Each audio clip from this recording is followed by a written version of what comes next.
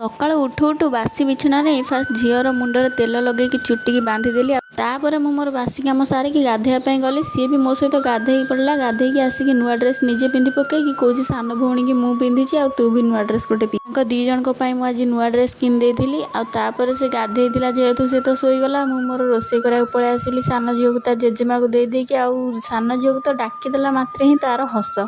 First ଆସିକି ଏଠି ଭାତଟାକୁ ବସେଇ ଦେଇଥିଲି। ଭାତ ହୋଇଗଲା। ଭାତ ଗାଳି ଦେଇକି ଶାଗ ଭଜା ବସେଇ ଦେଇ ସାରିଲା ପରେ ସକାଳେ ଯାହା ସବୁ ଲୁଗା ଧୁଆଧୁଇ କରିଥିଲି ଶୁଖେଇଥିଲି ସେସବୁକୁ ଉଠାଉଠି କରିଦେଲି। ତାପରେ ଗାଧୋଇକି ଯାହା ଲୁଗା ପକେଇଥିଲି ସେଗୁଡ଼ା ସବୁ ଆସିକି ଧୁଆଧୁଇ କରିଦେଲି। ରୋଷେଇ ଭିତରେ ହିଁ ଘରର ଆହୁରି ବି ଅନେକ କାମ ଗୁଡ଼ା ସବୁ ଚାଲିଥାଏ। ତା ଭିତରେ ଆସିକି ମୁଁ ଦେଖିଲା ବେଳକୁ ଏପଟରେ ଶାଗ ହୋଇଯାଇଥିଲା। ଶାଗକୁ ଓହ୍ଲେଇ ଦେଇକି ଏପଟେ ଡାଲିଟା ବସେଇଦେଲି। ରୋଷେଇ ସରିଲା ପରେ ଦୁଇ ଝିଅକୁ ଧରିକି ବସିଥିଲି। ହଠାତ୍ ଗୋଟେ ଆଇସ୍କ୍ରିମ୍ ବାଲା ଡପ୍ ଡପ୍ କରିଥିଲା। ଝିଅ ଦୌଡ଼ି ଯାଇ କହିଲା ମାମା ମୁଁ ଆଇସ୍କ୍ରିମ୍ ଖାଇବି। ତ ଏଇଠି ତାକୁ ଗୋଟେ ଆଇସ୍କ୍ରିମ୍ ଦେଇ ଦେଇଥିଲି। ସେ ତାର ଖାଉଥିଲା। ତାପରେ ଖିଆ ପିଆ ସାରି 4ଟା ବେଳେ ଟିକେ ଥଣ୍ଡା ପବନ ଖାଇବା ପାଇଁ ରାସ୍ତା ଆଡ଼େ ଯାଇଥିଲୁ। ଏତିକି ଜାଳ ନେଇକି ପଳେଇ ଆସିଲି।